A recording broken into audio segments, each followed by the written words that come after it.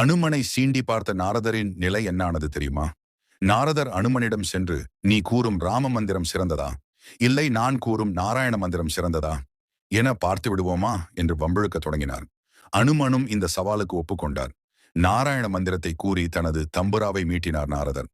நாரதர் கூறிய நாராயண மந்திரத்தால் பனிக்கட்டிகள் உருகி ஓடத் தொடங்கின. இதனால் பெருமிதம் கொண்ட நாரதர், உன்னால் இதைப்போல் செய்ய முடியுமா என சவால் விடுத்தார்.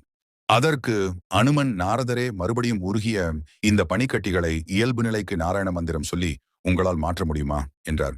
இது என்ன சாதாரணம், இதோ செய்கிறேன் என்று தம்புராவை மீட்டி நாராயண மந்திரத்தை சொல்கிறார் நாரதர். ஆனால் நீர் நீராகவே இருக்கிறது. மீண்டும் பனிக்கட்டியாக மாறவில்லை. எவ்வளவோ முயற்சி செய்தும் நாரதரால் உருகிய நீரை பனிக்கட்டியாக மாற்ற முடியவில்லை. தன்னுடைய தோல்வியை அனுமனிடம் ஒப்புக்கொண்டார்.